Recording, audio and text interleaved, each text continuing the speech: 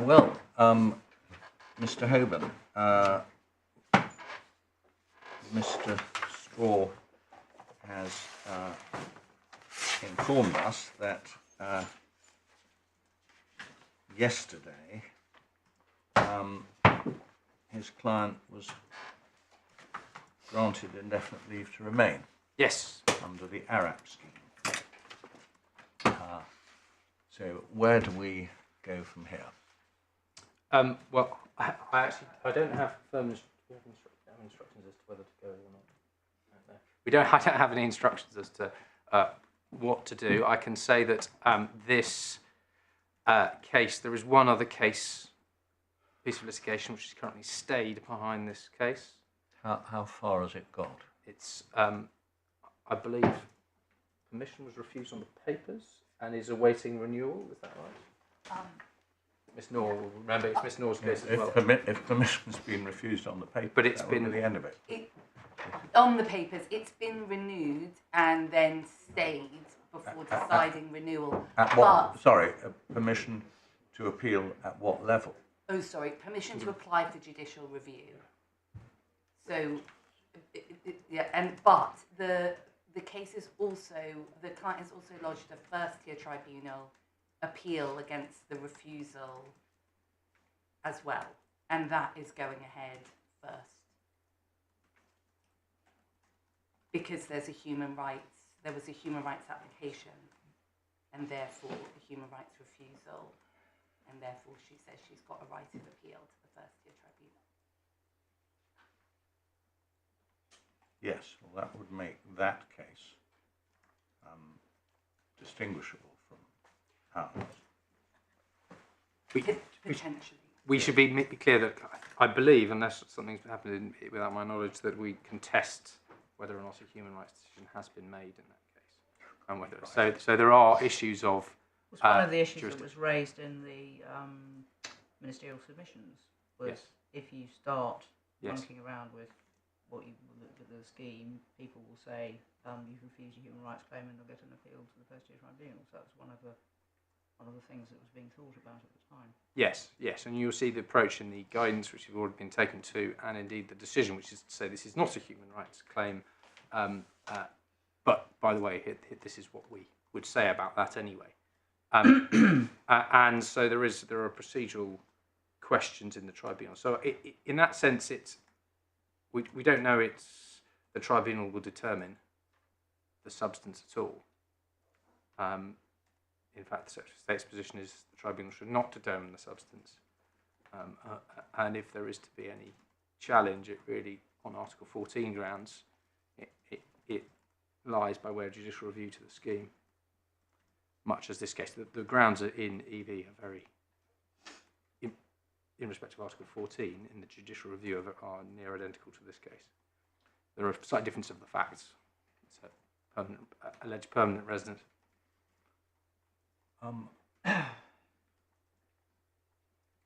From the point of view of Mr. LR, this appeal is academic. He's better off with what he's got than even if we overturn the upper tribunal and under the Ukraine scheme, he is not as well off as he would be with ILR. That's right, isn't it? But nevertheless, we have a discretion to hear and decide an appeal which has become academic. I wonder if we should rise for a short time so that you, Mr. Hoban, can take instructions, and you can both, if we could have some particulars of what else is in the pipeline. If Miss Noor's in all the cases, then we'll get the best information from her. And shall we resume in 15 minutes or so?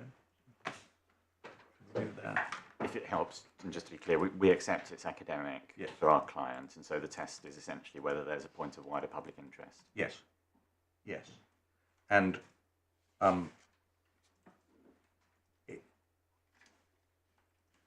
if, for example, there were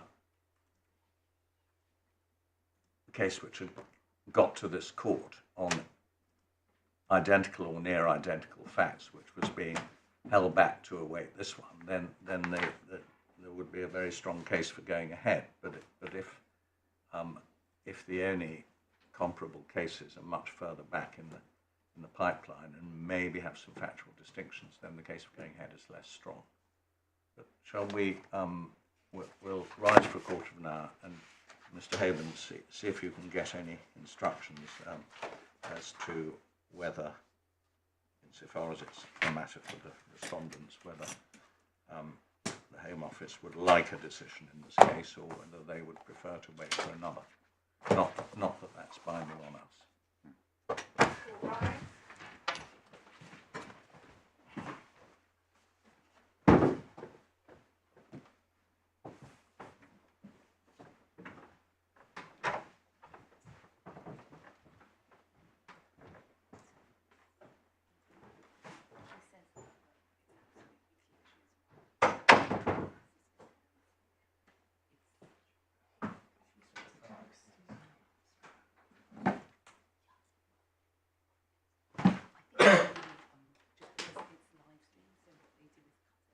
Excuse me, sorry.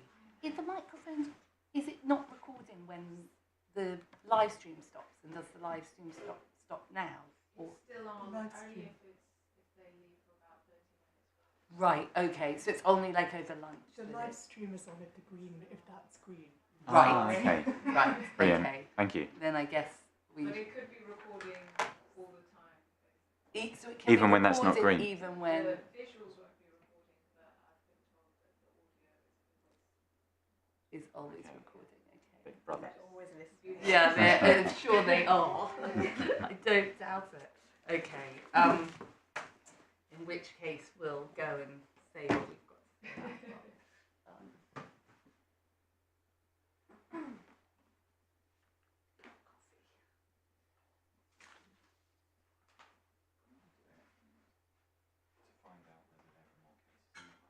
Well, I really don't think there are.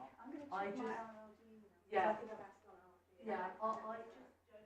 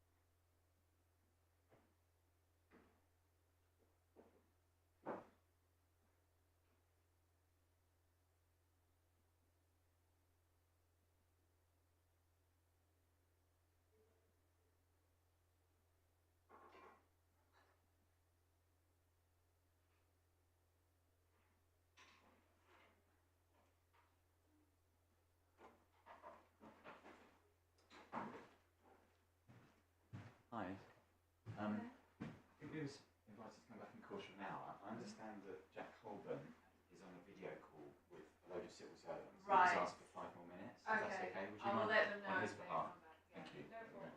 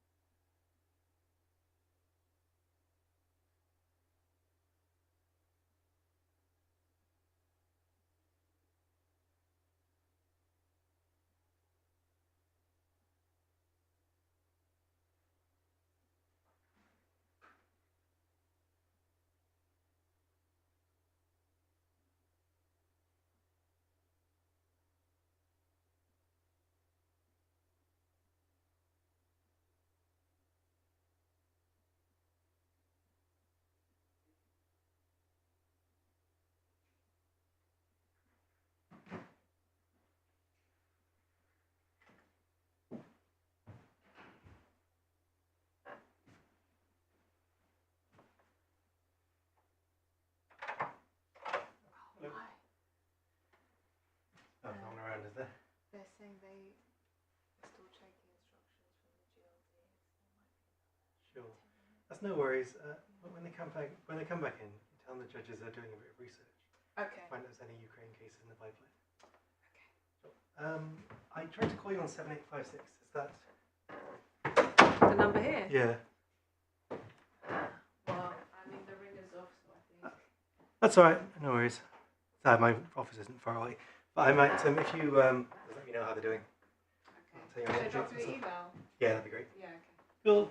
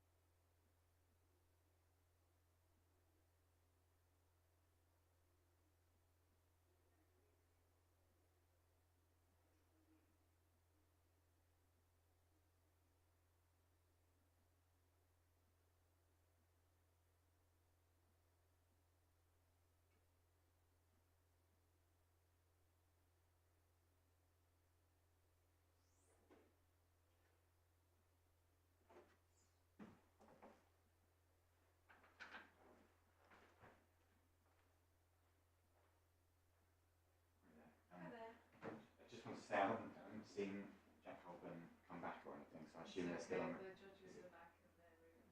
Okay, brilliant. I'll All right. let them know. Well, if you need us, we're just outside the door, so we're all ready. But and I think they're in one of the conference rooms. But we're ready to come back in if you need us. Okay, I'll come out once in a while to check. Okay. See if, Mr. Hogan's come back. Thank you. Thank you for updating me.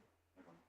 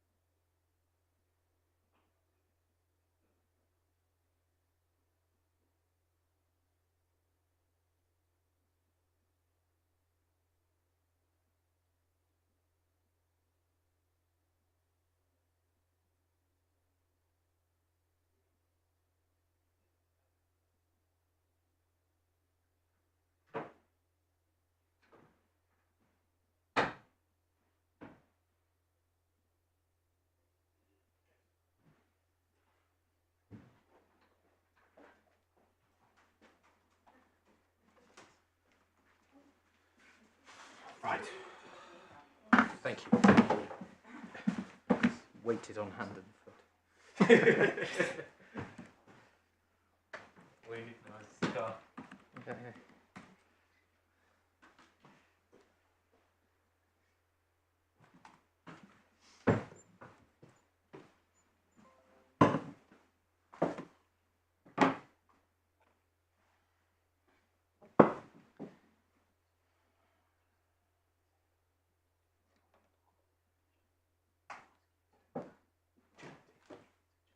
It's the worst shrug ever.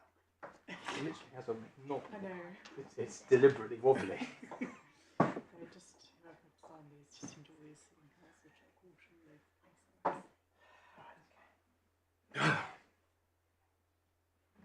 Focus. It's exhausted me.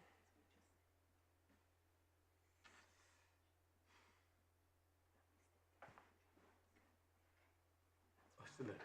Copy an hour. I think we're all ready. Oh, brilliant. Okay, thank you. Oh, sorry. Yeah, that's happened to me before. Let me make sure. Yeah, because then you try and stand up and you're like, oh my god.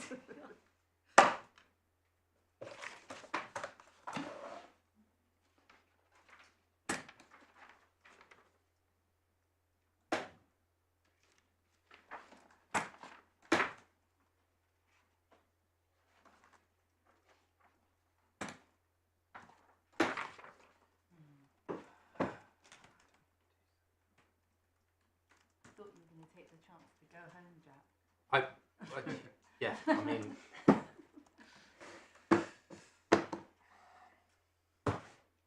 To see, I was torn.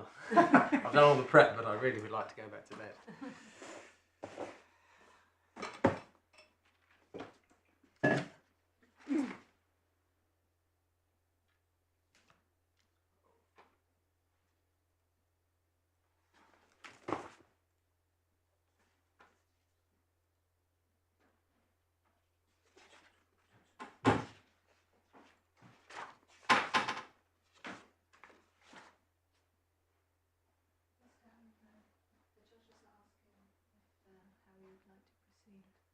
We are, the Secretary of State suggesting that we continue. Okay.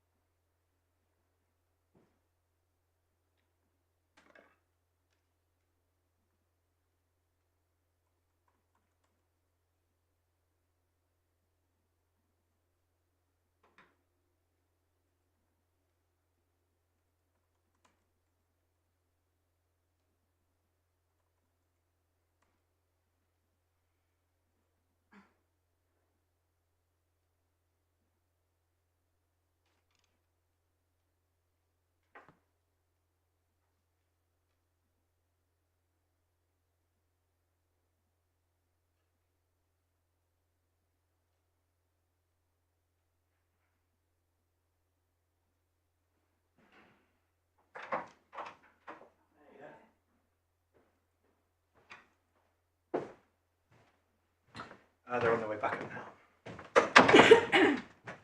I think the Constitution have made inquiries about whether there's any other Ukraine cases in the pipeline.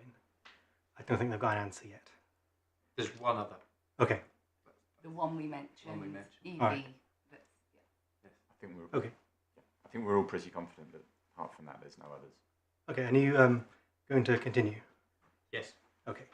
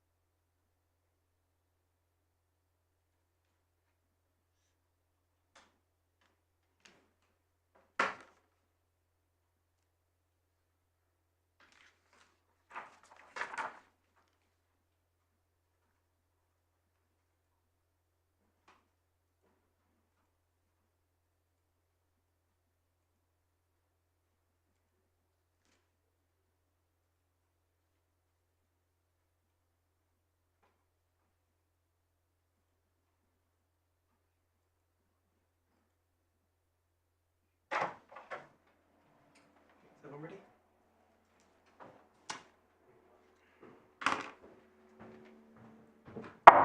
All rise.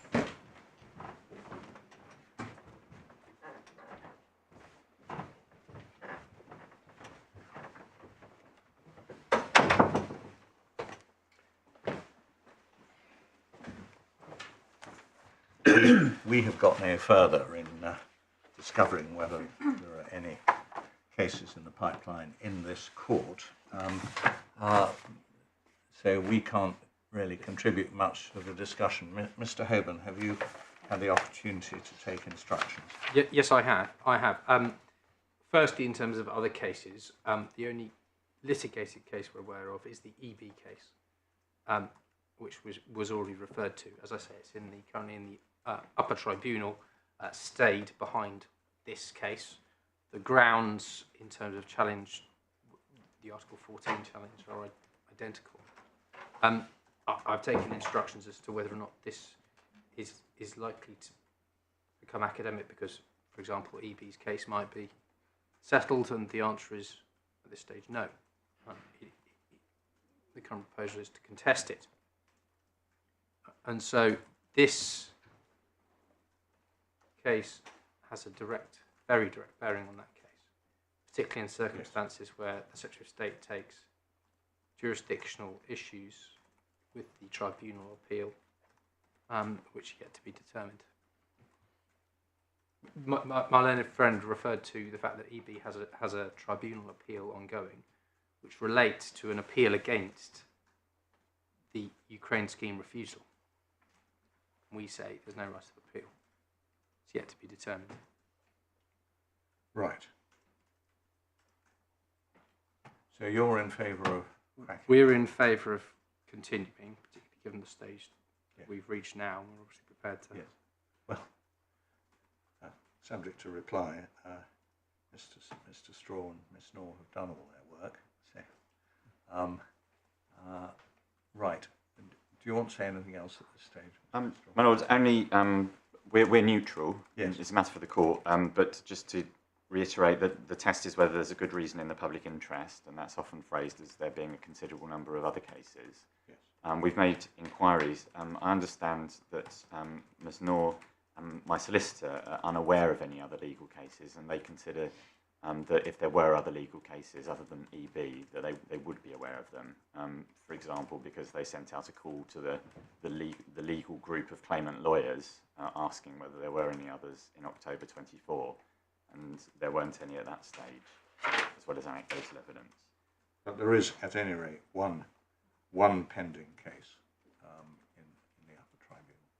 There's EB, and on that subject, my understanding is that this appeal won't necessarily affect the outcome in that for two reasons.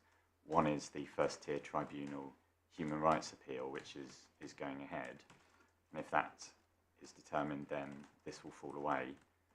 But also the facts in that case are different from this one. For example, she has permanent residence. If you'd like to be addressed in more detail as to that point, Ms. Norcan is in a better place than I am to do so. Yes. Well, we discussed outside what to do, and we will continue to hear argument in this case. At the end of the day, we reserve the right to say it's academic, and we won't decide it. But having got this far, and Mr. Hoban all primed up and ready to go, we'll hear further argument. Thank you. I hope, having had time to prepare a little more overnight, to keep my submissions to an hour, so we're still done by Yes. lunchtime. Firstly, may I address the scheme, and I will come in a minute to the purpose of the scheme as well, but I'll start with the evidence on the scheme. And a piece of evidence we haven't looked at in any great detail is the Ramsbottom statements. We did touch upon them. The first Ramsbottom statement is at 173 of the supplementary bundle.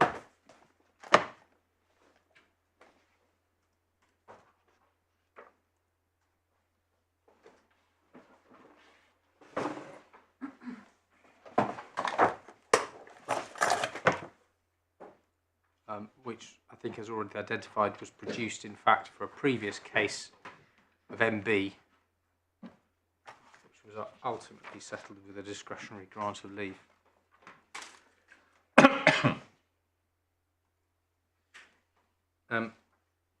You will see from paragraph 2 onwards his outline of the family scheme. It was a temporary exception to the normal operation of the immigration system. Bottom of 2.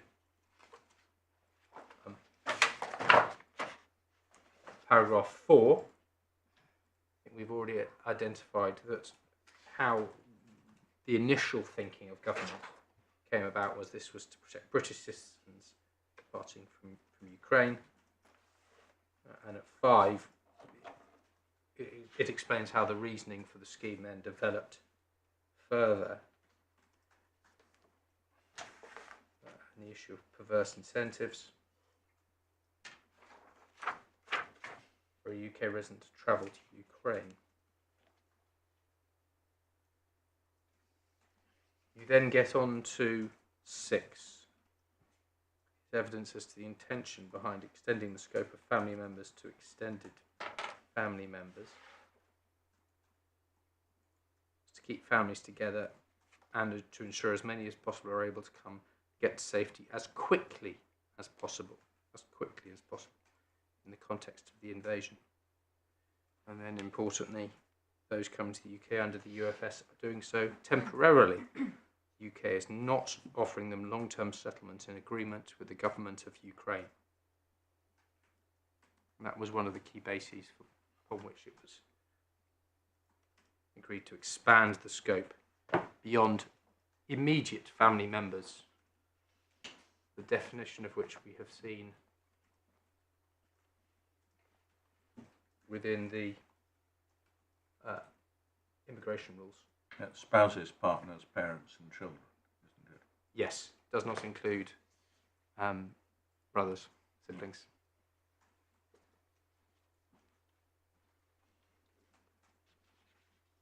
We then move on to specific evidence as to the consideration of third country national family members. And at 7, he identifies a high-level justification for why it was decided to treat them differently. Well, they can go to third countries. it's accepted that the same is true with Ukrainian nationals, but of course that puts it in context. It's not a question of leaving people in an unsafe situation.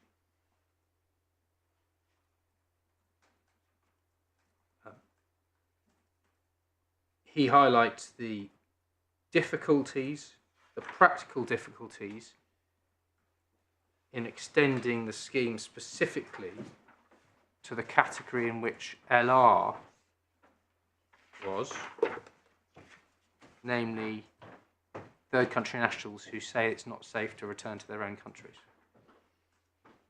because it would need the caseworkers to conduct an assessment of risk.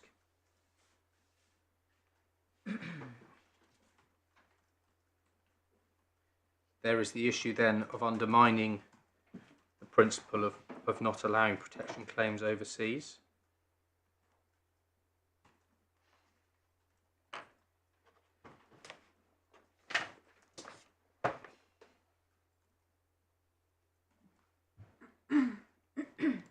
And then there's the additional infrastructure involved, remote asylum interviews and the like, which is disproportionate to the aims of the scheme.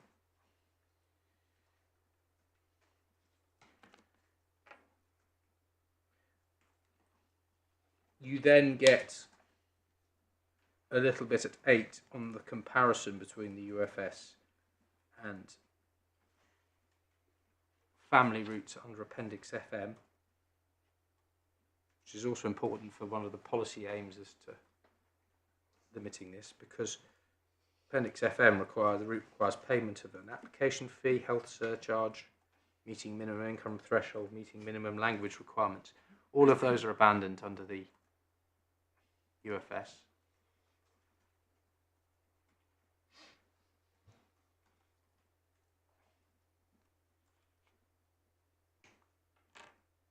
It's considerably more generous in that respect, although not more generous in terms of settlement. Not necessarily more generous in terms of settlement. Depends, of course, on which route you come under.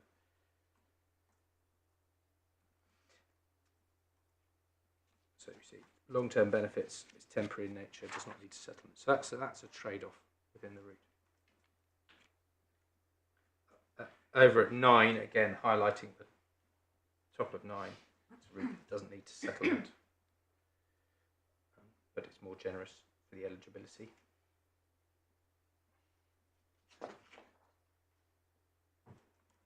He touches upon the issue of the Afghan schemes and the fact that there are different schemes for Afghanistan unique to that situation, which of course LR has now taken advantage of.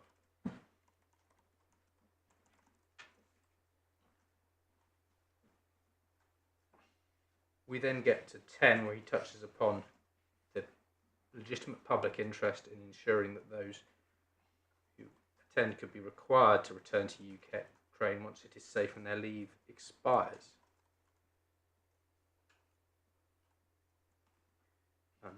And highlights that including non-Ukrainian nationals in the UFS could leave them in the undesirable position of being unable to return to Ukraine, but unable to meet the criteria to remain in the UK. Now that applies, of course, regardless of the fact that the Ukraine scheme as developed in fact does allow a certain number of third country nationals to come in. If I put it one way, 2 wrongs don't make a right. It's one thing to say, well, we have to make this scheme work properly, we're going to have to admit some people who may fall into this category. But of course, widening that to a category of person who are much more quite likely to fall into that category is a different question. One can see that if you are a family member broadly defined in Ukraine who has come from Ukraine with a Ukrainian national, you're part of that family group that's come from Ukraine, it is intrinsically more likely you will be able to and want to return to Ukraine afterwards, even if you're not a Ukrainian national.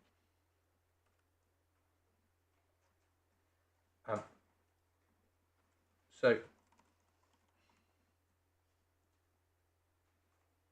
we then get to some of the more of the practical difficulties at 11 and 12.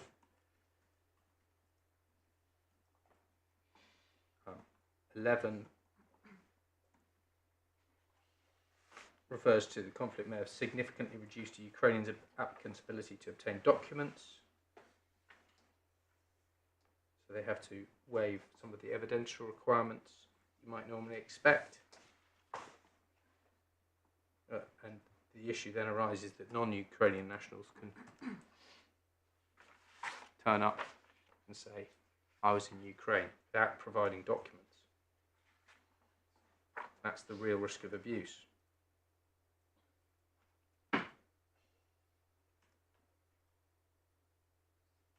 There's then at 12, Mr. Ramsbotham's anticipation that the requirement to assess applicants from third countries nationals will be greater than what is required for Ukrainian nationals.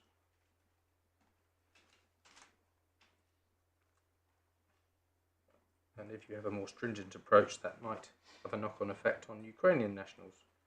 You need to produce more documentary evidence.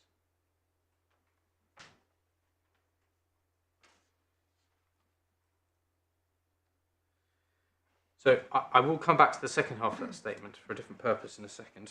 I just want to tie off then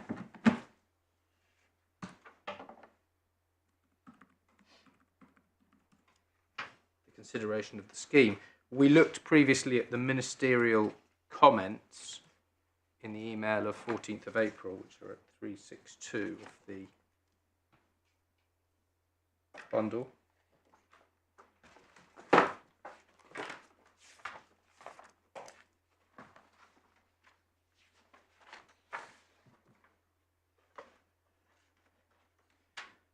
And as we've already identified, we say that this is simply a discussion of the minister pushing back and saying, well, hang on a minute, what about this and that?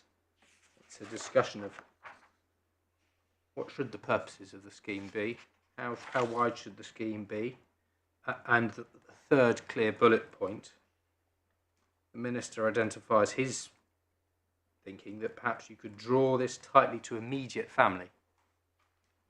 And that's important because that's the wording he then uses. He then repeats the proposal in the final dark bullet point where he refers to close family link. Well, even to the extent the minister can be read as having a particular legal definition in mind at all, rather than simply, this is a discussion, this is floating ideas. In my submission, you've got to read it as immediate family, which is a term used within the Ukraine schemes already. Now, post the Ukraine schemes being set up, there has been further work to consider whether or not something different could be done. And that's where we go back to Ramsbottom 1. Picking up from where we were a moment ago.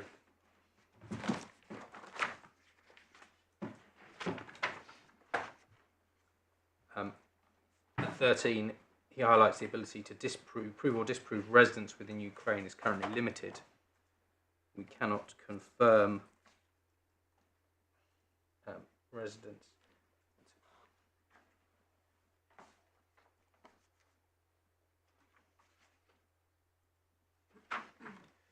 So the ability to prove or disprove residence within Ukraine is limited. And then there was an investigation specifically to determine to find out whether or not that could be remedied. Inquiries were made with the Ukrainian government.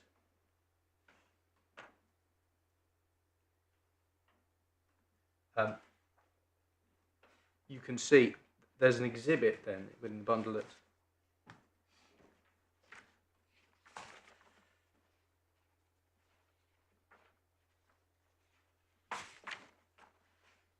(187),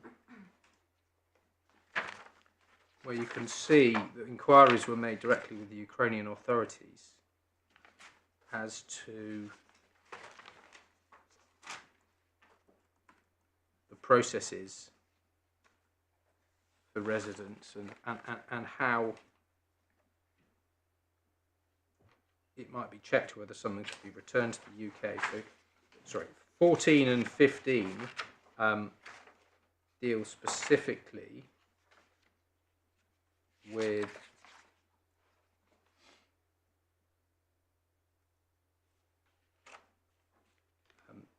the checking process and what happens with permanent residency. And you can see a series of questions are asked at 187 and are answered. You've got residence permits are valid for 10 years, that's our understanding. And they ask about the process of renewal. And there is a process to regain your permanent residence status. Things have to be done. It's not the case that a new residence card is sent out to you. Which of course has implications if in future you were trying to remove a permanent resident.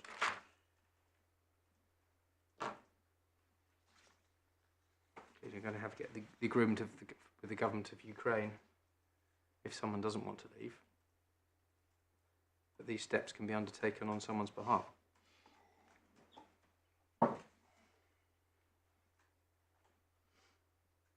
There are then, over the page, some explanation from the government of Ukraine about grounds for denying the issuance of a permanent residence permit. And you can see there are various concepts in there which, without knowing the precise effects of Ukrainian law, there are bases in which permanent residence might be refused.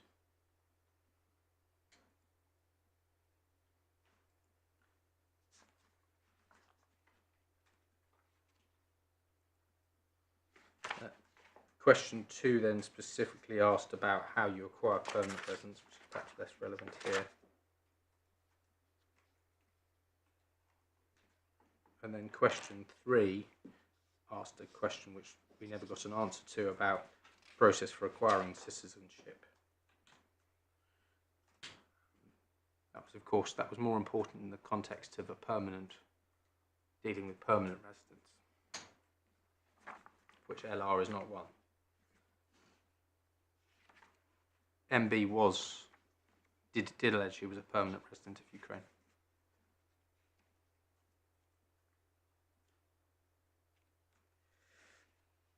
Investigation, you will see then, was made of whether or not residence permits could be checked through a checking service, an online checking service. The end result of the testing appeared to be that it didn't work, was not reliable at least.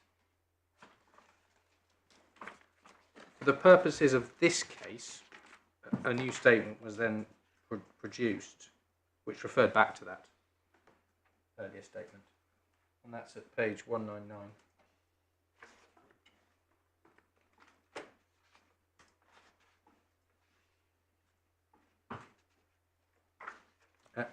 And it's identified that there had in fact been an informal route by which checks on the validity of documents might be conducted.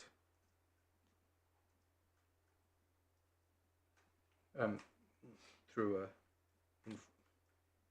a contact in Warsaw.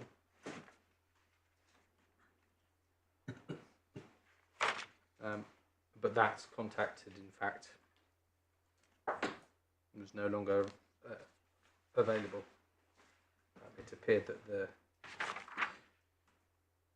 State Border Guard Service of Ukraine no longer have access to records or secure methods of sharing information. Specifically, checks were then undertaken in LR's case to see if we could identify whether it could be accepted that LR was a recognised refugee in Ukraine, had permission to reside in Ukraine, and a response could not be obtained. Just tells you something about the practical difficulties in checking somebody's rights in a case such as LR's. The final stage of the decision making that I should draw your attention to then is the reconsideration of the policy position, which is contained within the 3rd of February 2023 submission, which I think you have already seen at 380 in the context of litigation. And without going through it, it refers to, you see there's a refreshed equality impact assessment at the back as well.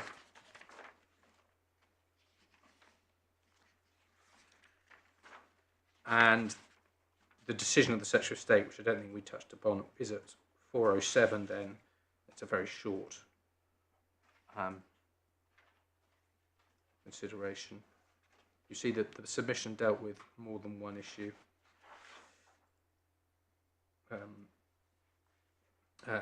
And the Home Secretary and Immigration Minister agree the recommendations, except something else to do with the grant of leave and another matter. So it has been reconsidered again whether or not the cohort LR is in.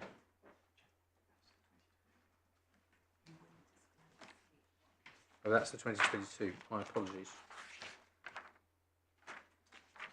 Ah, my apologies. I've misread that. Yes, you're right. Ms. Noor reminds me, in fact, that we had a debate about this. There isn't, in fact, a document showing agreement of the Secretary of State because there isn't one. There's simply been an indication that's not documented. Privileged, yes. It's not documented in an open document. It's a privileged document within instructions. But that's the reconsideration, the position.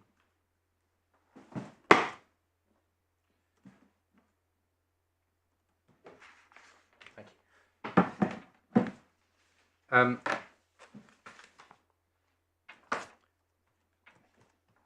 Now, the question was asked yesterday as to how one judges purpose of the legislation or of the policy of the scheme in light of all of this. I could not identify a specific test for purpose. It appears to be you look at the circumstances, starting with, in this case, what is written down in the immigration rules. A helpful example of looking at purpose, of identifying purpose in the context of legislation is the INCO case, which is one of the cases I handed up to you. Yes. It is no more than an example, but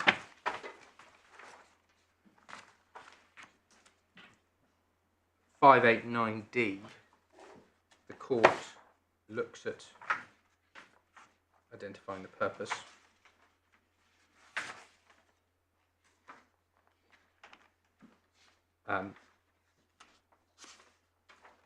And it starts, this is the paragraph saying the starting point is to consider what was the purpose of the section initially.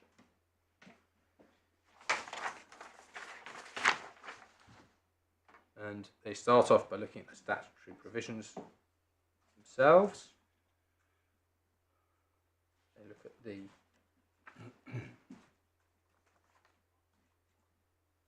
provisions within the context of the Act.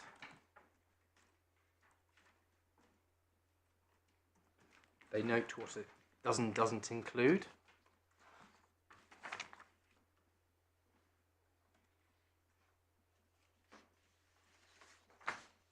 Including features across the page at 590B, doesn't impose additional restrictions.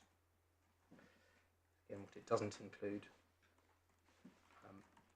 The Act is touched upon at 590C.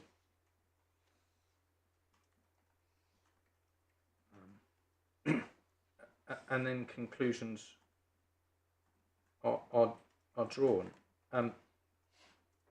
One thing I notice at 590G is that the court specifically identified the principal purpose by reference to the preamble to the Act.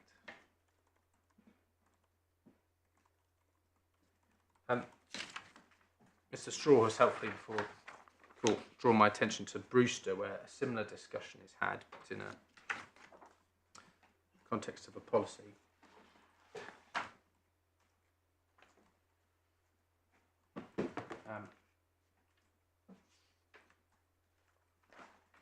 I can take you through that, or I can leave him to take you through that. I don't think actually there is anything particularly between us as to how you identify purpose. You identify it from the words of the provision and the surrounding circumstances, and of course, in the We context. don't need authority for that. Precisely, but that's so. In terms of identifying purpose, my submission is simply you've got to start with what's there in the rules. There are other materials you can look at, and here, in this context, you'll have the explanatory memorandum, which I've also handed up to you, and you will have the submissions, whereby which you can see the policy being developed. And I say that because it assists. It does no more than assist. One can see that in a case where, for example, you're looking for a drafting error, you might go back and say, well, you can see that's a drafting error because the explanatory memorandum and all the pre-materials say, I want the legislation to do this. So that might give you some indication of what you're doing. And in this case, of course, you've also got the element that this is the immigration rules, to be read with a little bit more flexibility. And it is slightly augmented by policy, by guidance, which I'll come to in a second. The bright line rule is expressly augmented in respect to family members, and I'll come to that in a second. So, just taking very quickly the key points at which I say you can identify the purpose. You have firstly the words of the rules, which say what they say, plainly do not encompass the cohort of the of LR. You have the explanatory memorandum then, which is in front of you.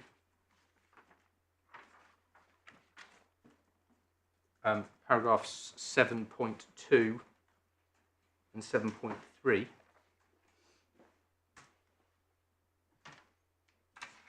And 7.4 in particular. So it's describing the scope of the scheme.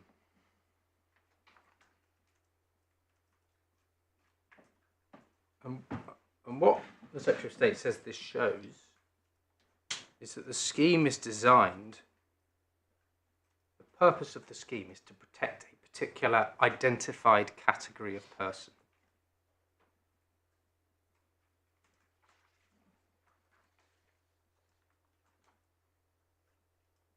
And the identified category of person are the people in the immigration rules.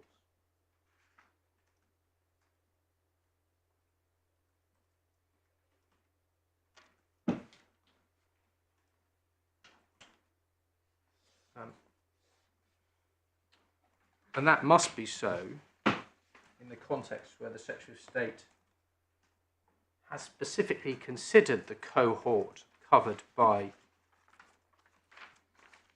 that the LR is within, and said, I don't want to include it, that cohort. The Secretary of State expressly considered that in April and May 2022, and subsequently expressly reconsidered it again in 2023. When you say the Secretary of State here, you're using that to mean the Secretary of State herself, not just any old official. Yes. Because it's been put. You can, as we've seen from the last email of May, approving the 6th of May submission, the Secretary of State has given, in fact, weighed in personally. There may be other cases where you have to, basically the Minister is standing in the Secretary of State's shoes for the purposes of the decision, but that's not actually the case here. And that accords with the submissions, and taking you to just a handful of the references, starting with the 2nd of March submission at 323.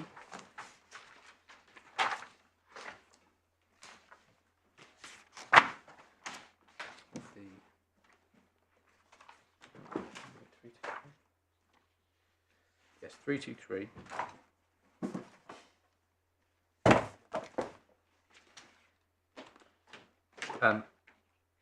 At that point, this is the scheme's about to come up and run. This is 2 days before the scheme starts. Starting by way of a concession. You'll see on the first page the specific note that the policies are being implemented in favour of Ukrainian nationals and their family members. Noted it gives rise to direct discrimination. At this stage, over the page, discussion paragraph 4, looking down the bullets, you'll see that there is an outstanding issue to be resolved as to when non-Ukrainian nationals can qualify under the scheme, which refers then on to the annex, which discusses this. It's at 3, and the relevant paragraph 29 is at 339 of the bundle, this supplementary bundle.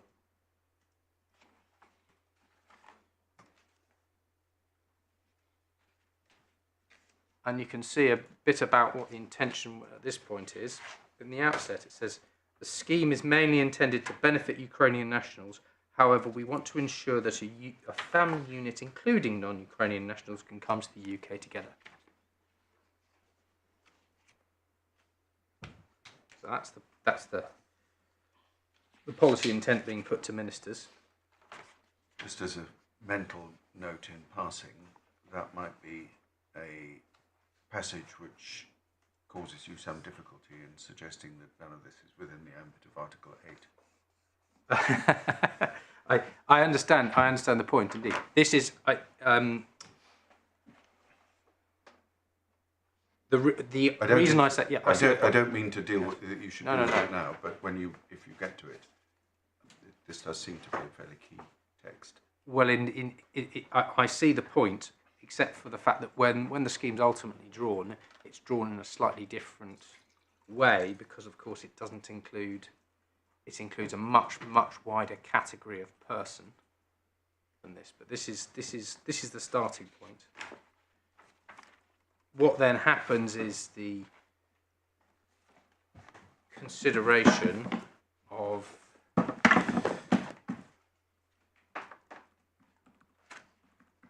that issue of the extent to which TCNs should be included, as the acronym goes, in the 24th of March submission, the 14th of April submission, the ministerial comment, which you've already seen, and then onwards to the subsequent submissions you have already seen. Again, I'm not going to take you back to those. But you can see it feeds through.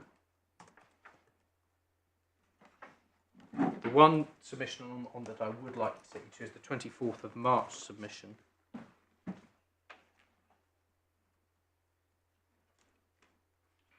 Which just frames as to how this is specifically dealt with. Because at that point there are the categories of third country national, and there's an approximate divide between those who could potentially return to their home country and those who could potentially not, which rough and ready, the potentially not category is entirely Afghan nationals at this point.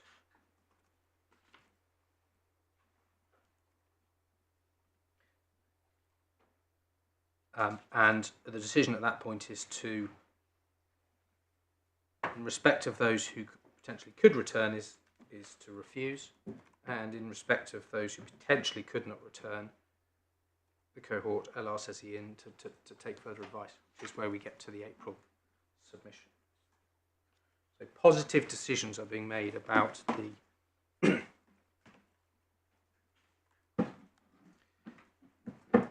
what the scheme should cover, and that is the purpose of the scheme, is to cover that category.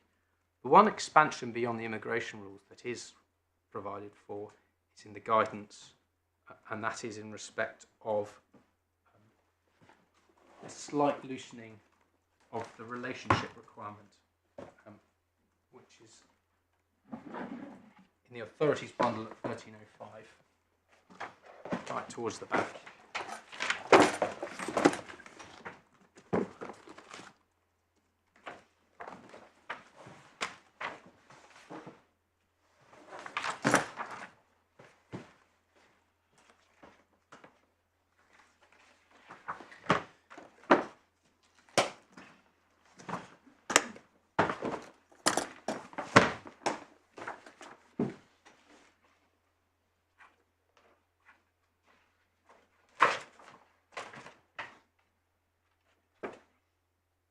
it refers to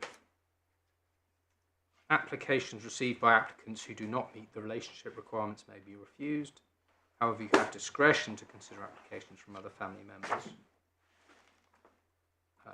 And it invites caseworkers to take a pragmatic approach and to consider the applicant's circumstances and the meaningful connection. So what it does is identify one particular area where the Secretary of State has deliberately decided to make the bright line a little bit fuzzy. That, of course, doesn't cover LR's case.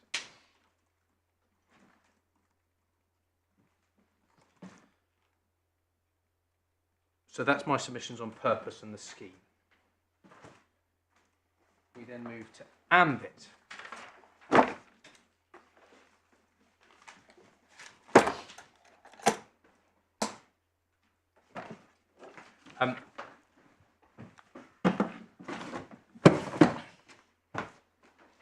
I gave the highlight of my submission on this yesterday, and the distinction that I am drawing here is between policies which by their nature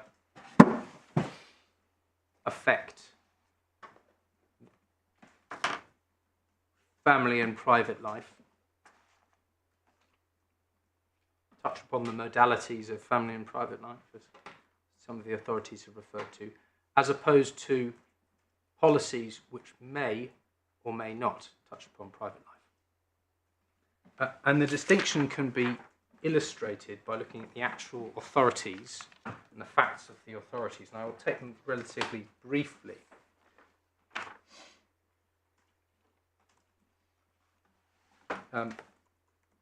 If you've referred to any of them in your supplementary skeleton, you can point to the paragraph numbers, yes, and that will speed matters up, but if not, not.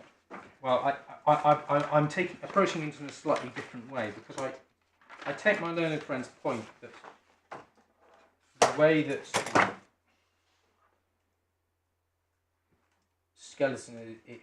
the skeleton accepts the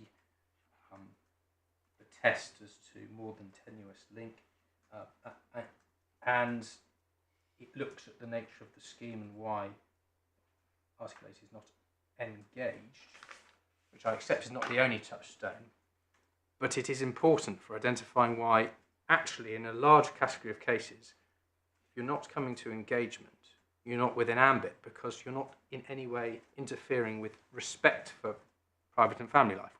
The article, of course, refers not to protecting private and family life, it refers to respecting private and family life. Yeah. So when you come to it, I think actually I said that in a first instance decision about 10 years ago, and the Court of Appeal said I was wrong. Did you? Well, there we are. Well, maybe I won't push that point too far then. The point remains that there is a distinction between the family members that are covered by this scheme and the family life that it infringes. In fact, it infringes or may touch upon family life in only a minority of cases. As your Lordship identified yesterday, by definition, by the time we get to where the scheme is actually drawn, finally drawn, it is pitched at people who are unlikely to have an existing family life. By definition, With each other. They're with likely each- to have family lives, but not with each Yes, other. not with each other. So, Yeah. so the scheme does not touch upon their family lives at all. And that's in marked distinction to, as I say, the authorities, where ambit has been found to matter. Now, going through the specific authorities referred to,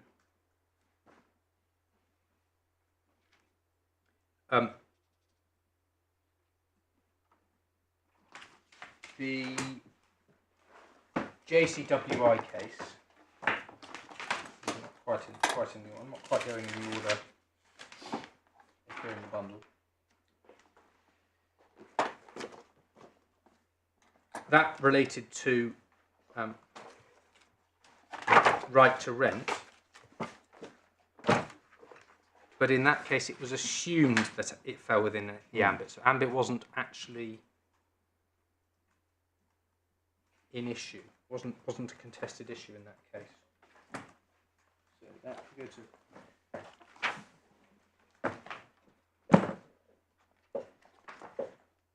719.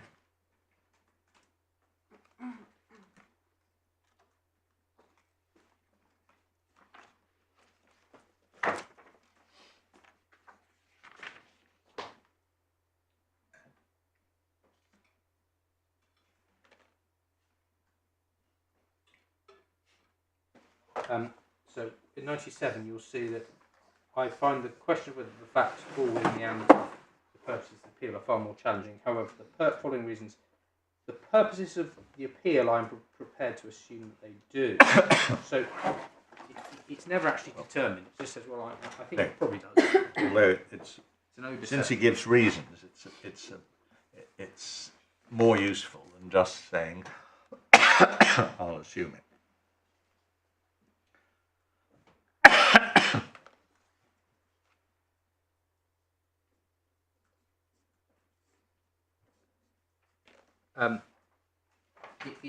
It does indeed. So he runs through there. The next case is Bow and Denmark. Again, ambit's not in dispute. 30, so let's tab 33.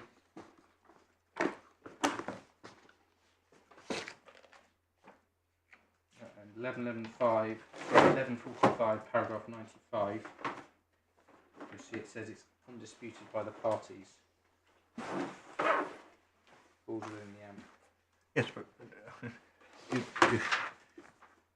you referred us to Lord Justice Hickenbottom in JCWI and he said, assume they do.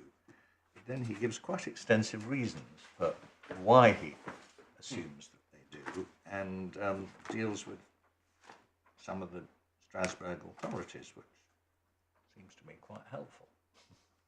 Would you? Well, yes, we can have a look at that a bit further. I hadn't intended to, because I had cases where it was disputed, and a couple of cases, importantly, where it was disputed and ambit wasn't found, which might be more. All right. Is that are they subsequent to JCWI? They are either side of it. There is one that's subsequent to JCWI, which is the one I've handed up, which is BK. It's 2023.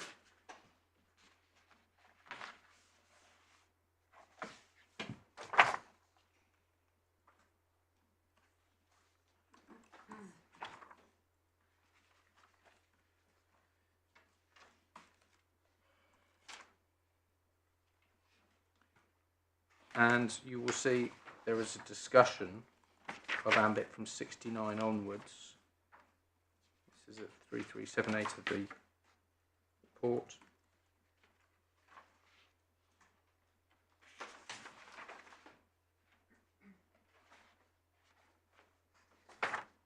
And it considers ambit by reference to the purpose at 77.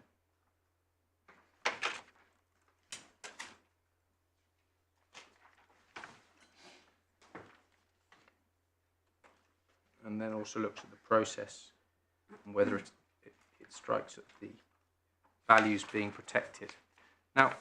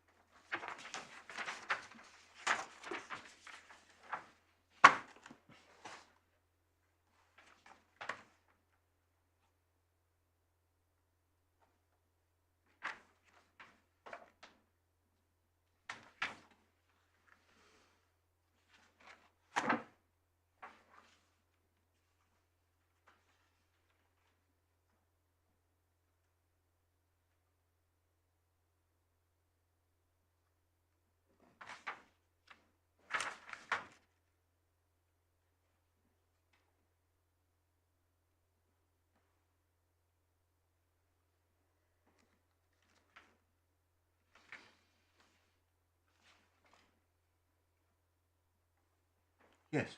So the similarity in my submission is that we've got a policy of concession, which has the purpose of enabling victims of domestic violence to have a short period of leave and access to public funds. Here we have a scheme that the purpose of which is to protect a particular category of person from the war in Ukraine. It's not about family life. It may, as a side effect, in respect of a category of person, engage with or affect how people have their family lives. It may also have come from the starting point that it was designed to protect British citizens in Ukraine, and I accept that at the outset, who may have had family there. So it was, at that point, related to family life. But the scheme, once it comes into being, is not about that. The scheme, once it comes into being, is about protecting a category of person. Any protection of family life is ancillary. And the fact that it is called a family scheme shouldn't distract from that, because it is in some ways a distraction, because as we've already seen, it includes a category of person for whom there is very likely to be no family life, and indeed does not require that family life is then resumed once you get to the UK.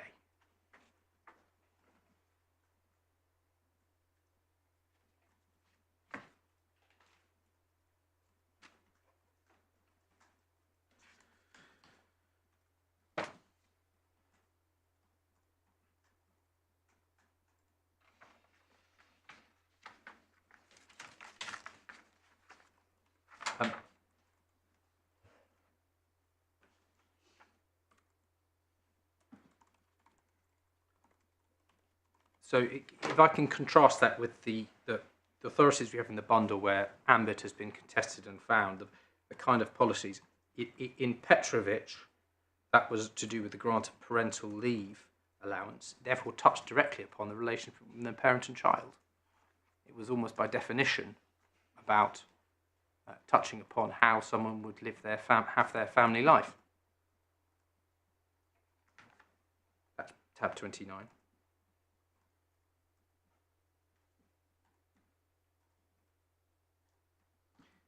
SC then related to the two-child limit for tax credits, which was said to discriminate against families with 3 or more children. And therefore, again, almost by definition, touched upon the nature of family life, because it affected how much benefits these children had and the way in which they could live their lives within whatever family environment they had.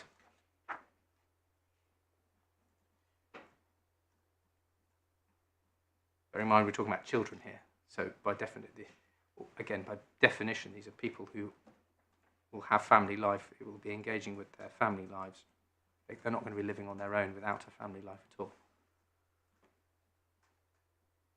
In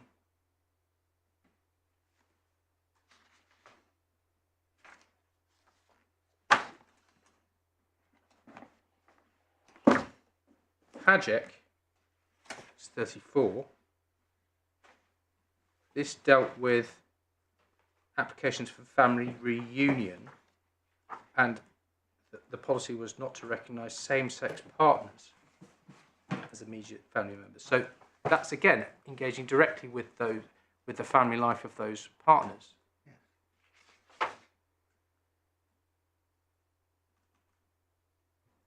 I use engagement in perhaps a non-technical sense here. But it's touching upon the qualities of their family life directly in every case, by definition. I don't know, Mr. Hogan, speaking for myself, I don't find it particularly helpful to be shown examples of cases where things have been held to be within the ambit of Article 8. I find it more helpful if you can find some reasoning that explains why something isn't in the ambit of Article 8. Well, the other case, that, other than the BK case, is the Royal Cayman case, Right. which that's the other case I've identified. So you've seen the reasoning within BK. So move directly to the Royal Cayman case, 740 of the Authorities Bundle, tab 20.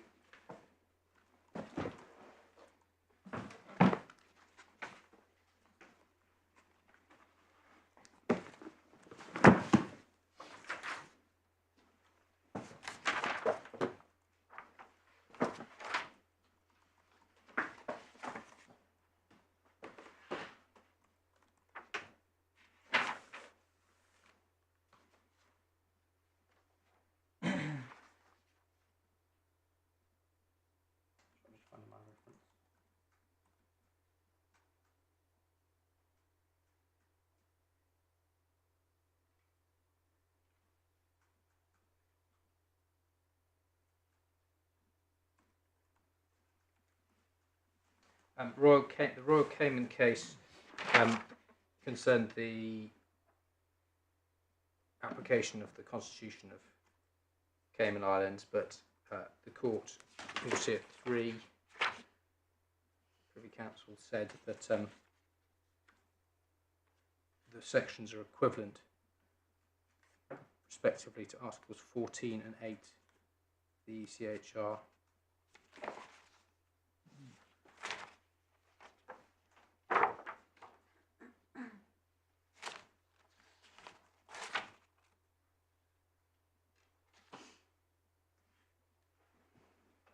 Ambit was then considered from 56 onwards.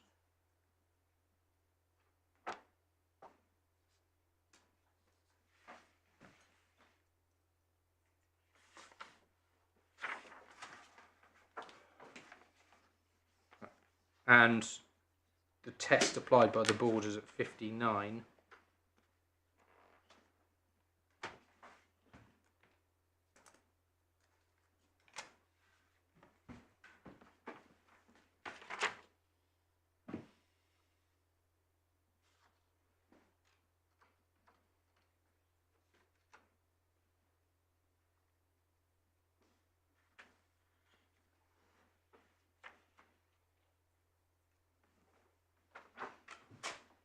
And it touched upon UK authorities, Strasbourg authorities.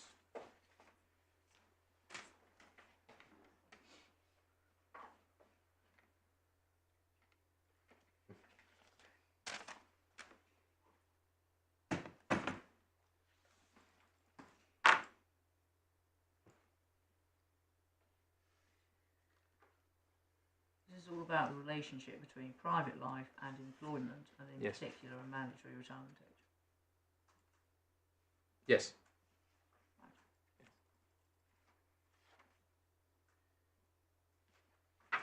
Here, perhaps an analogy might be between family life and the protection provided by the scheme.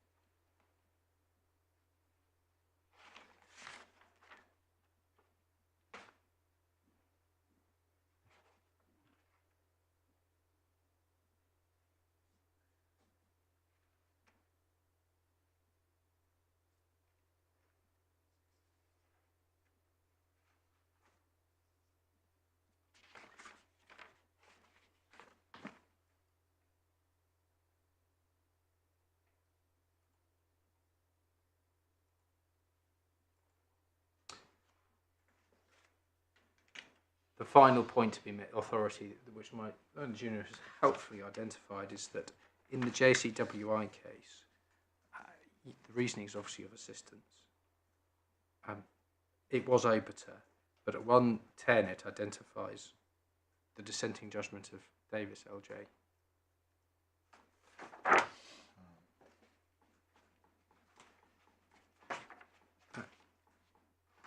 So it must be looked at in light of that.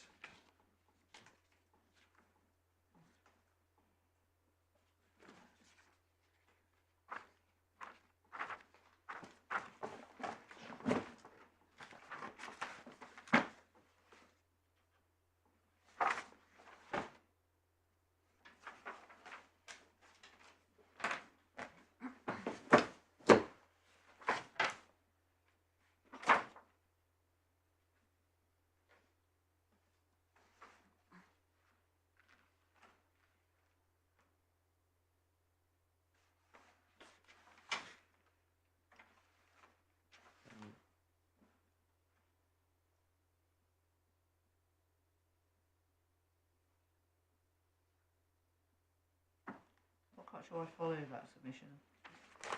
Well, What's the dissenting judgment got to do with it? well, the point.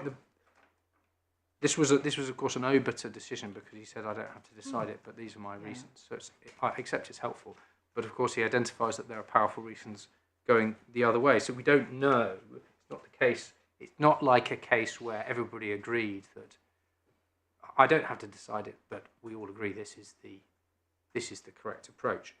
And looking through the lens that I am suggesting, the question might arise whether the right to rent, by definition, touched upon the modalities of Article 8 private life rights.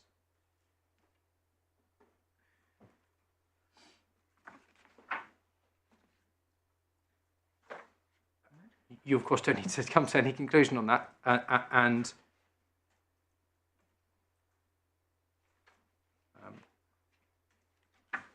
I don't actually require you to divert from the reasoning of the courts in that case, or the reasoning of Higginbottom in that case per se, because one can see that it's rather more finely balanced than here.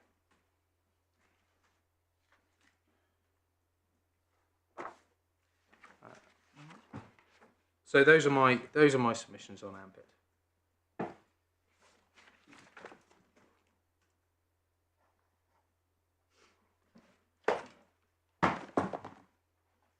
Moving to the remaining submissions will be a lot swifter.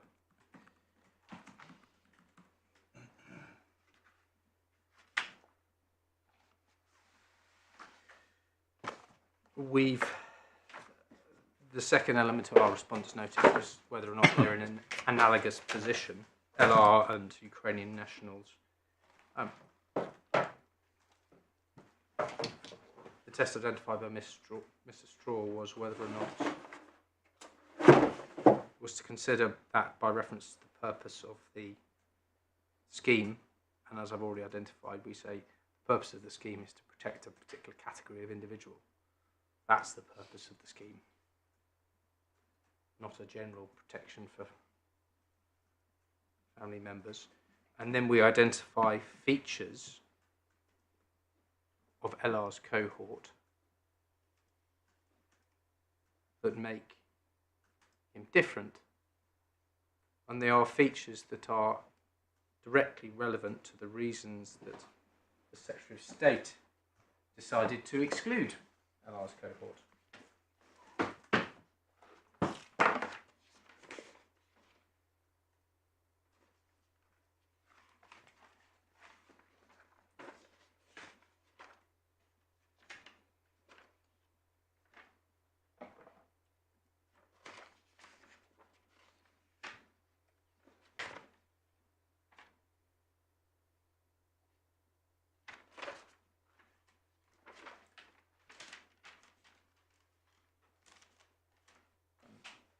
There is the not having a right to reside, or not necessarily having a right to reside in Ukraine.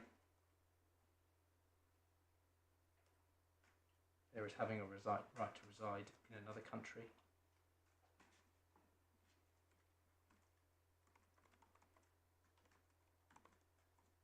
There is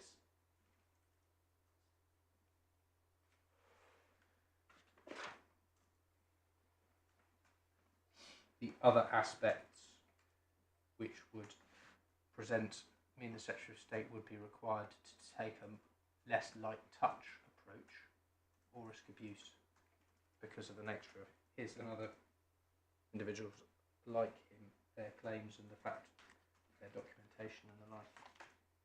That's of course without any criticism of Eli himself.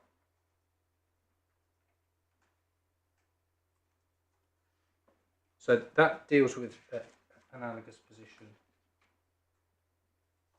The skeleton argument addresses the substance responding to the appellant's grounds. We've dealt, in terms of ground one, we've dealt with the scheme exhaustively. Identified that there wasn't a decision by the minister to reject justifications. What there was a discussion by the minister on whether the scheme should be changed, what the purposes of the scheme should be, and ultimately a decision to continue to only protect the category of individuals already identified when the immigration rules were published.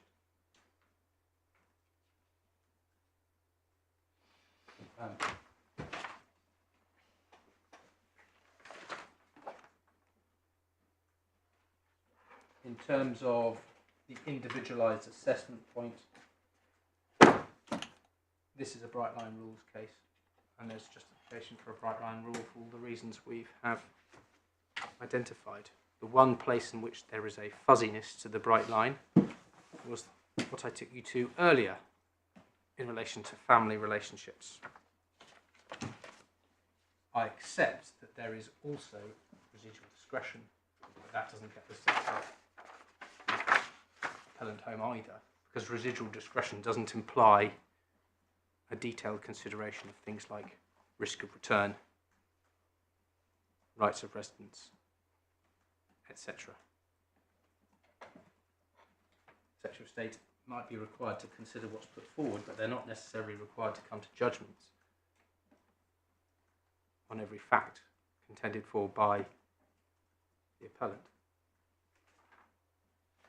And they haven't done so here in terms of risk of return. What they have identified is the appellant has provided reasons why he says he can't return to Afghanistan. We've got no reason to dismiss them, nor are they accepted.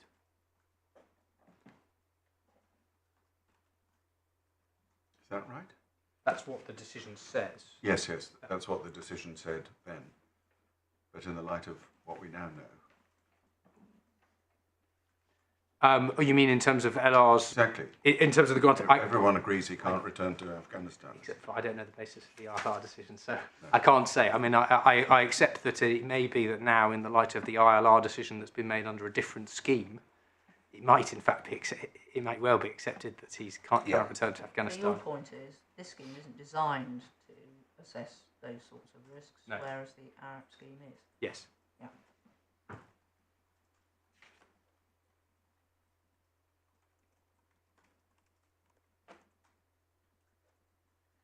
I think the skeleton, the human rights mission deals with the alleged higher evidential requirements for TCN's point and the risk of challenge. It's not saying that there is the challenge will succeed. It's saying it's a relevant factor for the Secretary of State to consider that there may be other challenges coming down the line. It's only one small factor that's highlighted in the skeleton. One small factor in the reasons for the design of the scheme, and it's one small factor in the upper tribunal's judgment. And then finally, the less intrusive measures point. Again, this in my submission falls away as soon as you realise this is a bright line scheme and a valid bright line scheme. What the appellant is advocating is a different bright line. So really, you simply have to ask: was the bright line chosen by the Secretary of State rational, lawful in any other respect? And the answer is yes.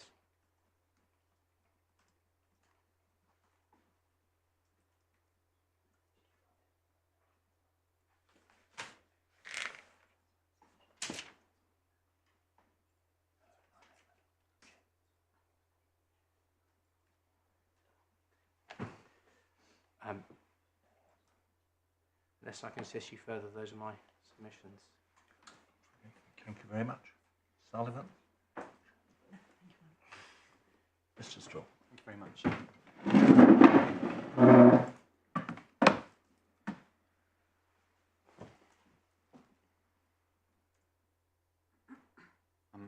There were first three questions from the bench that I should address. The first was about the adult dependent relatives policy, which we handed up, which had that section indicating close family member includes a sibling. You asked for the previous version that was in force on the date of when the scheme was formed, and that was a version dated the 24th of January 2022.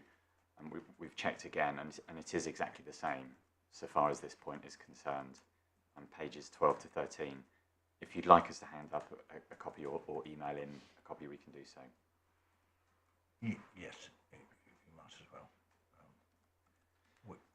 Which method of transmission we don't mind. Thank you. An incidental question was raised. What was the date that the immigration rules were put before Parliament? And the explanatory memorandum that was handed up this morning by Mr. Holborn actually has that on the top. So 29th of March 2022.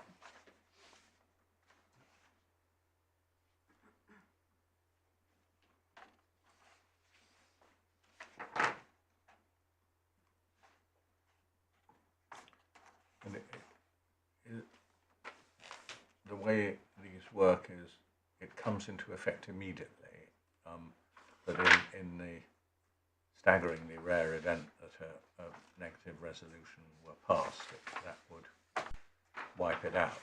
But if that doesn't happen, it does come into effect as soon as it's laid, doesn't it? Yes, that's my understanding. Yeah. My understanding is it depends on what it says it will do. In the explanatory memorandum, Yes. It says what it will do in this case. Oh, I see. Yes. So it comes into effect on the 30th. Conventionally, convention. it's you wait 21 days, but Yes. it can. Right. Okay. But this Thank actually you. wasn't this was an urgent scheme and Yes. not controversial. And Thank you. And the third question from my lady, Lady Justice Laing, are there authorities which help us work out what the purpose of a scheme like this is? And the two which we found, which may be of most assistance, are firstly Brewster, at paragraphs 32 to 42. That concerns both Article 14, so Human Rights Act challenge, and also Northern Ireland regulations which were produced by the government, rather than a piece of primary legislation that went through Parliament. So it's quite similar to this in those ways. The basic points are one starts with the terms of the scheme, one starts with the terms of the regulations. One can, however, secondarily look at background material. And in Brewster, an example was given, which was a paper issued by the Deputy Prime Minister explaining the reasons. At the very end of the queue is what Brewster described as post hoc evidence given in proceedings. And in that case, there was evidence in a witness statement that things like costs or the legal certainty benefit of a bright line rule were relevant purposes. Those came from a witness statement. They were taken into account, but they were rejected because there was no evidence to support them. It's clear from the analysis in Brewster, including the later paragraphs that I took your ladyship to, 49 to 52, that the minister's contemporaneous reasons take precedence insofar as there's any in distinction. And I should just interpose, Mr. Holborn placed considerable weight on Mr. Ramsbottom's statement as to the purposes of the scheme. In our submission, the minister's views in the emails that we've seen take precedence. That's really the primary source of information as Well, to the I purposes. require some persuasion, because it seems to me that by analogy with primary legislation, you get the primary, using primary twice, the main evidence for the purpose is the language used in the relevant instrument. Sorry, that's my fault. I agree with that, absolutely. But the Minister's views take precedence over a witness statement produced by a civil servant for the purpose of defending proceedings. So if there's any I misunderstood what inconsistency, you were saying. it's my fault, it's not been clear. If there's any inconsistency between those two, then it's the Minister's views. But yes, we absolutely agree that the starting point is the words. But these aren't the Minister's views about the scheme in its final manifestation. These are the Minister's views about the development of the scheme, which is a different thing. Well, taking the Minister's views that those who meet the criteria for the scheme other than nationality, so they have a close family member in the UK, but they're unable to return to their country of origin, the Minister's views expressed in both emails that that group of people ought to be granted leave one way or another, because there's no fundamental distinction as to the purposes of the scheme, core purpose of protecting those on the ground. That was sustained in both emails on 20th of April and 17th of May 22. By then, the Minister had received much advice. He was heavily involved in the design of the scheme. Those points don't feature in the final version of the scheme. That's what I'm trying to get at. They're accommodated. There's no language anywhere in the final version of the scheme that reflects those points. They're accommodated within the discretion to grant leave outside the rules. Well, all right. There's certainly no inconsistency. And he expressed those conclusions in emails at the time when he was expressing a concluded view on the general design of the scheme. So in both emails he was saying, yes, I agree that TCMs shouldn't form part of the criteria, the eligibility criteria, but my view is that this group of people should in any event be granted leave. But his view by doesn't some other prevail, other than in this very amorphous way that you suggest by reference to this discretion. Well, our submission on that is, because this is a human rights case, one of the issues before the court is whether there was a justification for excluding this particular group. Yeah. Where a minister has expressed a view on that, weight should be given to it because of ordinary reasons of democratic accountability. If he hadn't expressed a view on it... Even if he is not the Secretary of State? Yes, because the lead role in this was delegated to him by the Secretary of State. And this is not interpretation of the scheme. This is the Parliamentary Undersecretary saying, in effect, this is what we ought to be doing. Yes. So we ought to be, he didn't perhaps pin it down in legal language, but we ought to be accepting this group of people, which might be either by amending the rules or by granting them leave to remain outside the rules. Yeah.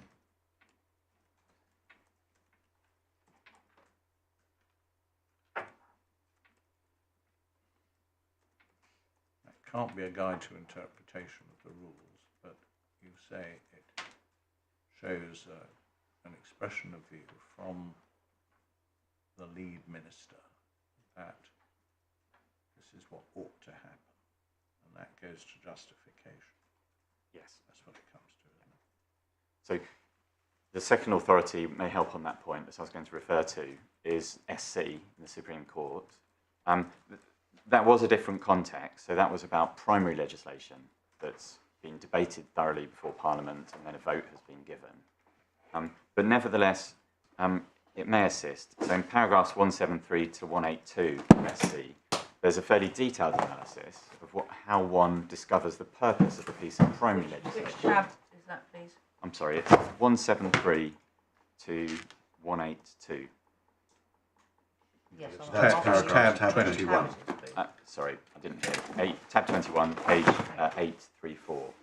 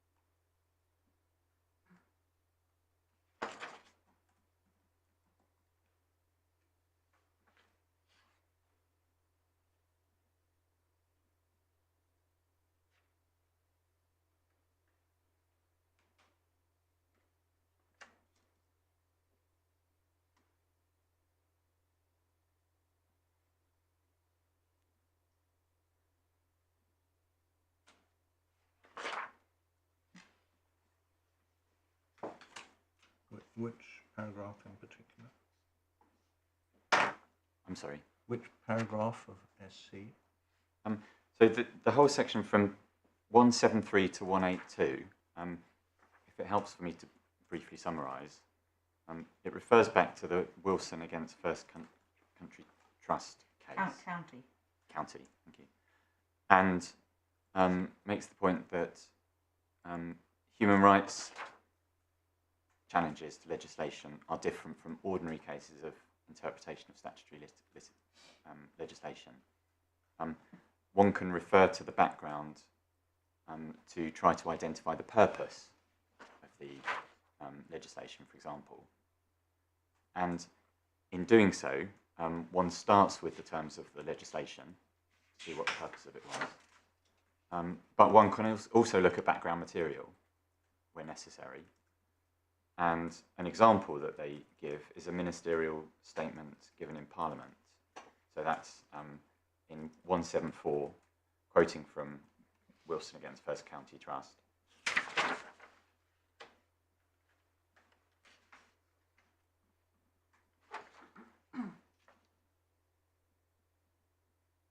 This is about proportionality, though. Yes. So paragraph 174 starts off with, legislation must also satisfy proportionality test. Yes. For those purposes, reference could be made to parliamentary debates. Yes. This is about the likely practical impact of statutory measure.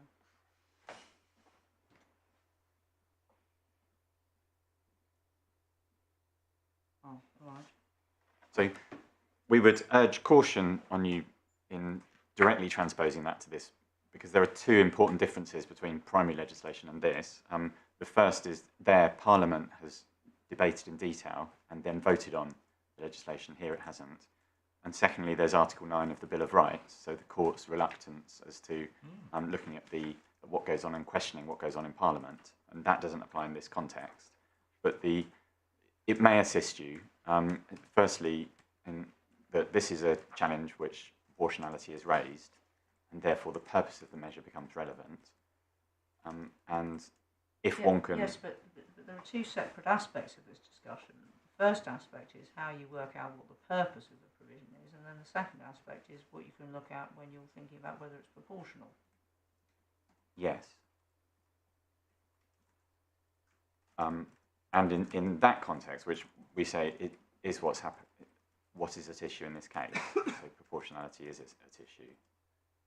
They refer to the... So you now seem to be changing your position. You now seem to be saying that what the Minister thought is relevant to proportionality. But do you accept that what the Minister said in the build-up to the promulgation of the scheme isn't relevant to its purpose? No, we don't. We say that what the Minister said in the build-up is potentially relevant to its purpose. All right. So the Minister's purpose is the purpose of the scheme. No, the purpose of the scheme is defined by starting with the terms of the scheme. Right. And if necessary, a secondary source of information that the court may have regard to is the background information, such as the views expressed by the Minister. I see.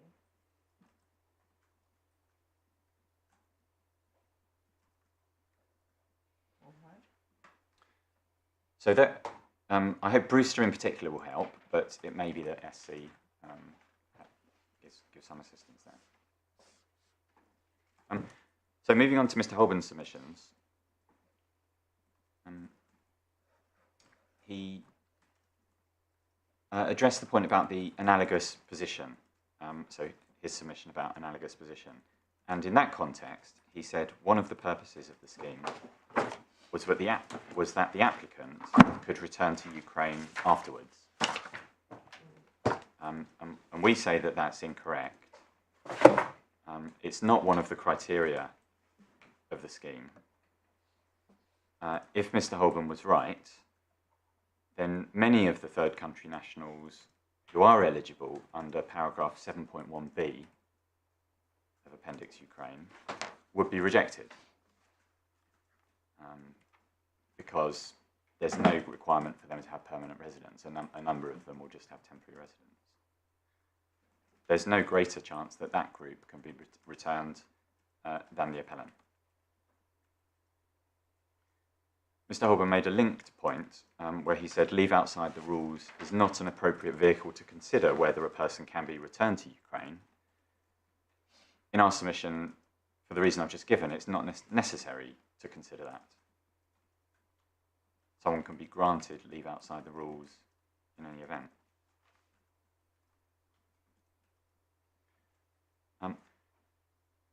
Mr. Holborn moved on to justification, and he said that our submission, the appellant's submission, is that the bright line rule has to move. And that's not our submission. There are two separate relevant points to this. The first is the question, do the criteria within the Ukraine family scheme itself need to change? And we don't submit that those criteria need to change. We say that to comply with Article 14, the Secretary of State can grant leave outside the rules to the appellant.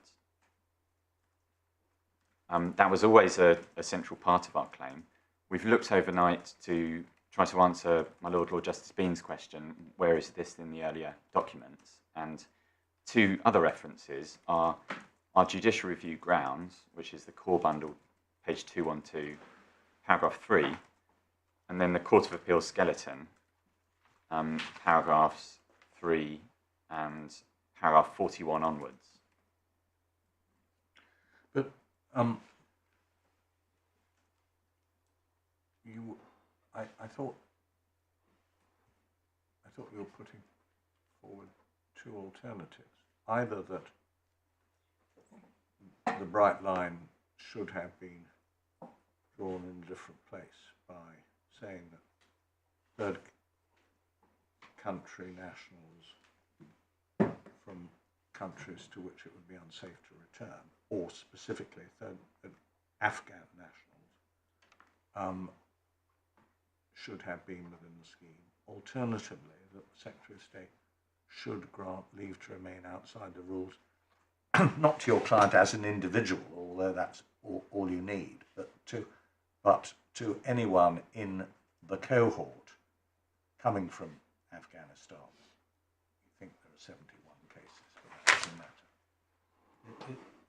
Isn't that the way you put it?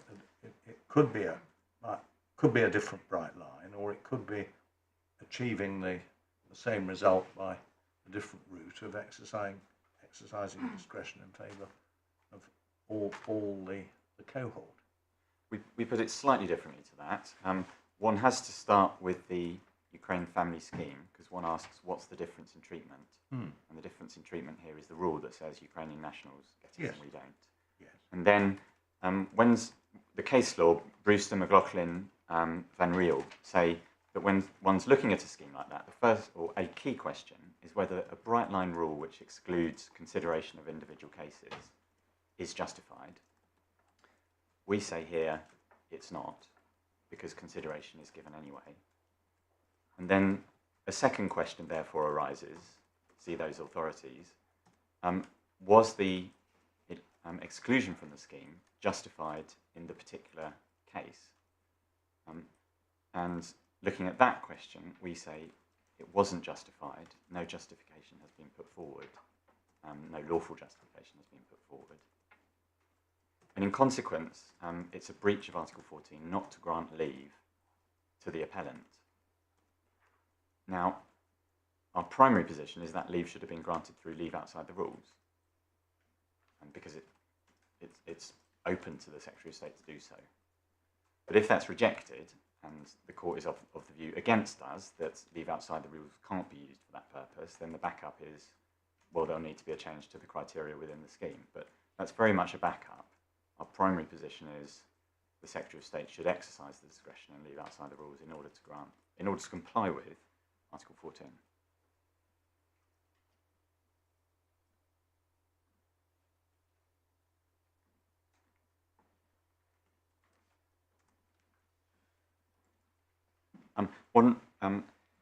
Another point Mr. Holborn made he said that I accept that the correct test in respect of a bright line rule is whether having a bright line rule is rational. And he referred back to Re G, which does say the question here is whether the bright line rule is rational. It's not quite the right test. The test is whether the bright line rule is justified, according to Lord Reed's formulation of justification in Bank Mellat. The case law was clarified since Re G. It was a 2009 case. After that, we had Bank Mellat. And now, in assessing any purported justification, whether that's the administrative benefits of a bright line rule or otherwise, the Lord Reed test in Bank Mellat is applied. The four-stage test that he sets out is applied in deciding whether any purported justification is upheld. And Brewster is an example of that being applied. A further caveat to that is, in this case, in order for the difference in treatment on the ground of nationality to be justified, it's necessary for there to be very weighty reasons. That's not contentious before this court. And so the question really is whether having a bright line rule was a very weighty reason for the difference in treatment in this case. And we say it wasn't. There's no cost saving, there's no saving in terms of lives or delay, because that individual consideration was given in any event by the decision maker.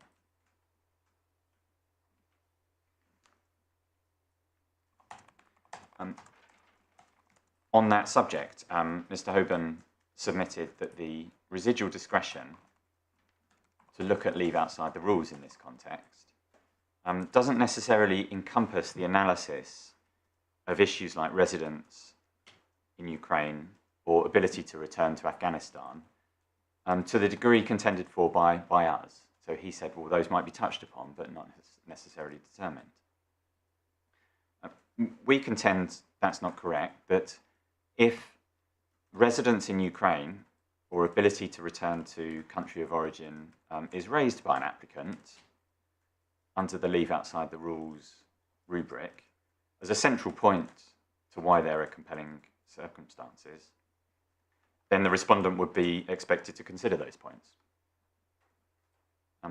We tried overnight to find an authority which might help on that. I think the closest in the bundle that we've got is a case called S and AZ. It was an upper tribunal case concerning the Afghanistan judges. There's a long-running piece of litigation about the Afghanistan judges. It reached the upper tribunal, and the upper tribunal found that a decision not to grant them leave outside the rules was unlawful. It is a slightly different context to this case because the application was made under ARAP rather than the Ukraine Family Scheme. But what was being considered by the upper tribunal was whether the decision to refuse leave outside the rules was lawful. And in paragraph 130, so for your note, that's Authorities Bundle, tab 26, page 988. Paragraph 130, the upper tribunal said that the question as to whether the judges would be at serious risk in Afghanistan was at the heart of what the applicant asserted was compelling circumstances, and therefore it should have been considered by the decision maker.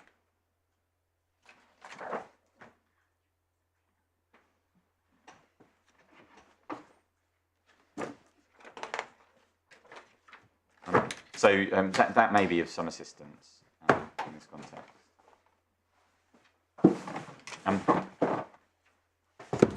And so to round that one off, we say because these factors, residence and ability to return to the home country, will be considered in any event in the leave outside the rules process, there's no cost or resource benefit in not giving individual consideration.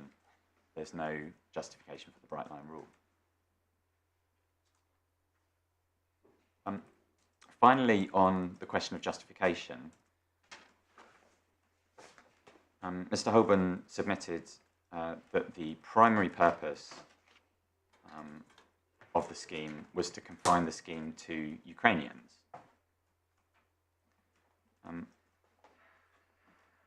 Now, when considering whether there's discrimination on a particular ground and whether that discrimination is justified, the ground of discrimination has to be left out of account. So, for example, if the scheme had been to confine the benefit to white people or men, obviously that has to be left out of account because that's the key question as to whether that's discriminatory.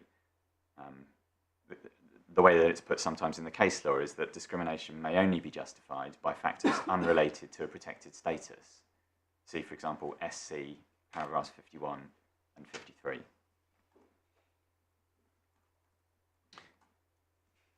Finally, there's the issue of ambit. Mr. Hoban relied on the case of BK in the High Court.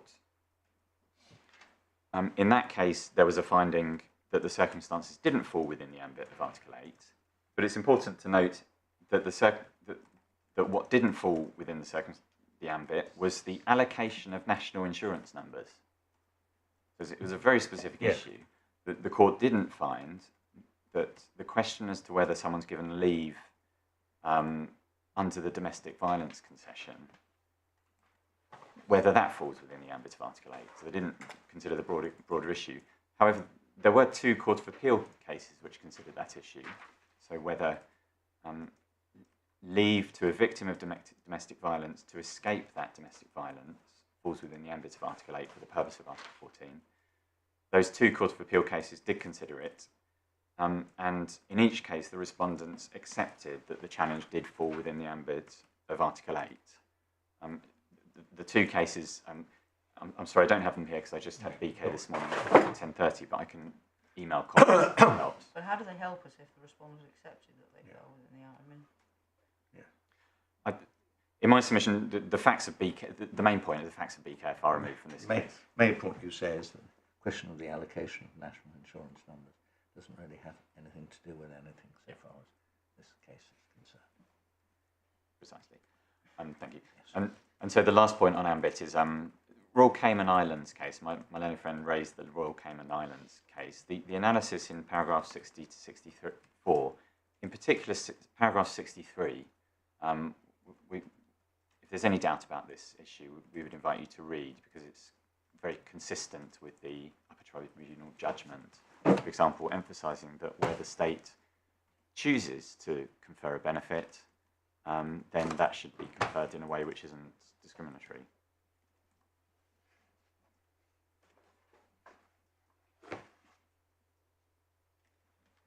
Yes.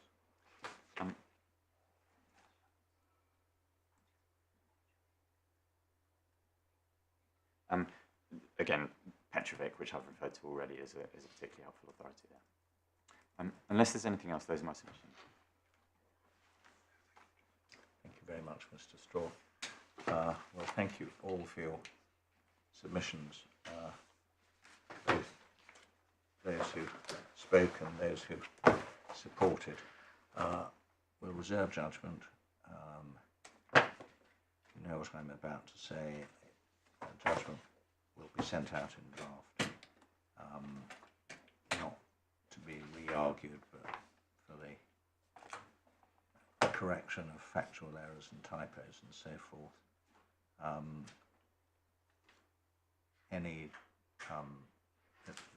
The draft is confidential to the parties, including Mr. L.R. They may no longer be that interested, but anyway, confidential to the parties and their legal advisors and anyone in the Home Office who needs to know before publication of the judgment, but it's not otherwise to be publicised. See the remarks of this court in the Counsel General for Wales's case. Any consequential order, hopefully agreed, should be dealt with in writing. I think that's everything. Thank you all for your help.